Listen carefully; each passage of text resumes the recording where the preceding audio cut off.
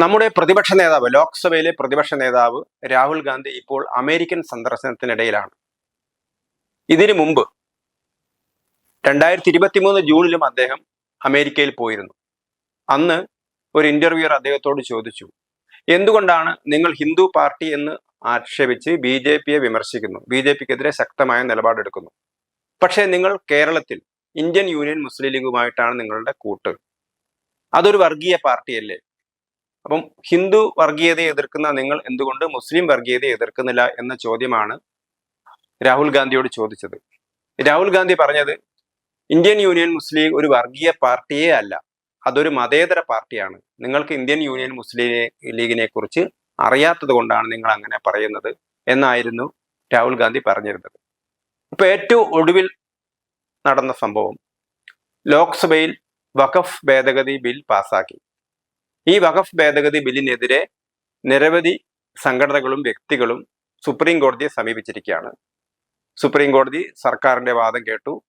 ഇനി വീണ്ടും അടുത്ത നടപടികളിലേക്ക് സർക്കാരിനോട് അഫിഡവിറ്റ് ഫയൽ ചെയ്യാൻ പറഞ്ഞിരിക്കുകയാണ്. സർക്കാരിനെതിരായിട്ട് വഖഫ് ഭേദഗതി നിയമത്തിനെതിരായി കേസ് കൊടുത്ത ഒരു പ്രമുഖൻ ഇന്ത്യൻ യൂണിയൻ മുസ്ലിം ലീഗ് നേതാവാണ്.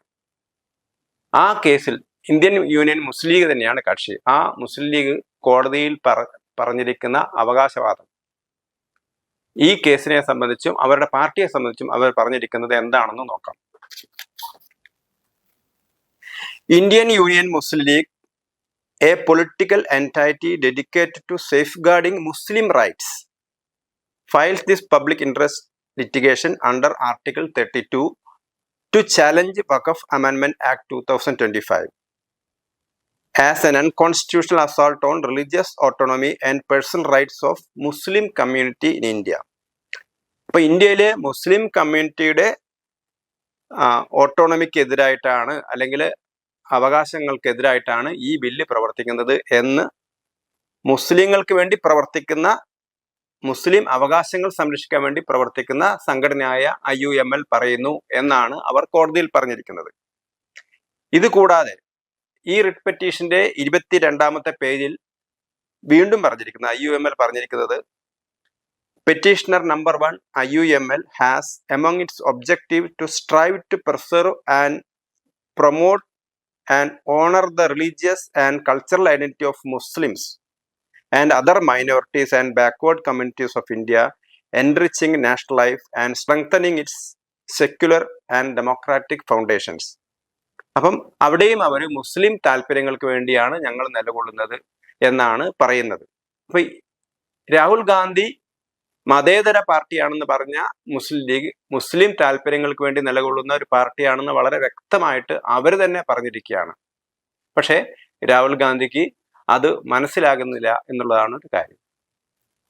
നമുക്കറിയാം, കേരളത്തിൽ 2003 മാറാട് കലാപം നടന്നു.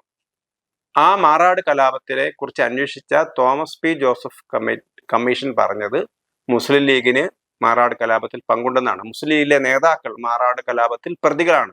അവർ ജയിലിൽ കിടന്ന ആളാണ്. മൊയ്തീൻ കോയയെ പോലുള്ള മുസ്ലിം ലീഗ് നേതാക്കളാണ് ഈ മാറാട് കലാപത്തിൽ പങ്കെടുത്തത്. അതേപോലെ തന്നെ രാജ്യവിരുദ്ധ പ്രവർത്തനങ്ങൾക്ക് കേന്ദ്ര സർക്കാർ നിരോധനം ഏർപ്പെടുത്തിയ PFI പോലുള്ള സംഘടനകൾ, ജമായത്തെ ഇസ്ലാമി പോലുള്ള സംഘടനകളൊക്കെ തന്നെ മുസ്ലിം ലീഗുമായിട്ട് വളരെയധികം ഒരുമിച്ച് പ്രവർത്തിക്കുന്ന സംഘടനകളാണ്. പക്ഷെ അങ്ങനെയുള്ള സംഘടനകളെ വെള്ളപൂശാനാണ് രാഹുൽ ഗാന്ധി ശ്രമിച്ചത്.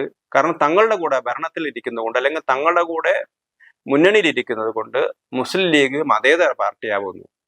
അതായത് ജവഹർലാൽ നെഹ്റു വരെ ചത്ത കുതിരയെന്ന് ആക്ഷേപിച്ച, ഇന്ത്യയുടെ വിഭജനത്തിന് വേണ്ടി പ്രവർത്തിച്ച മുസ്ലിം ലീഗ്, അവർ പറയുന്നത് അത് വേറെ മുസ്ലിം ലീഗാണ്, ഇത് വേറെ മുസ്ലിം ലീഗാണെന്ന് അവർ പറയുന്നത്. അത് അഖിലേന്ത്യാ മുസ്ലിം ലീഗാണ്, ഇത് ഇന്ത്യൻ യൂണിയൻ മുസ്ലിം ലീഗാണെന്ന് പറഞ്ഞു. പക്ഷെ അഖിലേന്ത്യാ മുസ്ലിം ലീഗിന്റെ നേതാവായിരുന്ന ഇസ്മായിൽ സാഹിബ് തന്നെയായിരുന്നു, ഇന്ത്യ വിഭജനത്തെ അനുകൂലിച്ച ആളുകൾ തന്നെയായിരുന്നു ഇതേ മുസ്ലിം ലീഗിന് നേതൃത്വം കൊടുത്തത്. പക്ഷെ അതൊക്കെ മറച്ചു പിടിച്ചുകൊണ്ട് മുസ്ലിം ലീഗിനെ മതേതര പാർട്ടിയായിട്ട് വെള്ളപൂശാനാണ് രാഹുൽ ഗാന്ധി ശ്രമിക്കുന്നത്. 2023 രാഹുൽ ഗാന്ധി അമേരിക്കയിൽ പോയ സമയത്ത് മുസ്ലിം ലീഗ് മതേതര പാർട്ടിയാണെന്ന് പറഞ്ഞു. ഇപ്പോഴും അദ്ദേഹം അമേരിക്കയിലാണ്. ഇപ്പോ മുസ്ലിം ലീഗ് തന്നെ കൊടുത്തിരിക്കുന്ന കേസിൽ അവർ പറഞ്ഞിരിക്കുന്ന കാര്യങ്ങൾ തന്നെ തങ്ങളൊരു മുസ്ലിം പാർട്ടിയാണെന്ന് വ്യക്തമാവുന്ന രീതിയിലാണ് കാര്യങ്ങളൊക്കെ വെളിവാക്കുന്നത്. പക്ഷെ ഇപ്പോഴും രാഹുൽ ഗാന്ധിക്ക് നേരം വെളുത്തിട്ടില്ല എന്ന് തന്നെയാണ് നമുക്ക് മനസ്സിലാക്കാൻ കഴിയുന്നത്.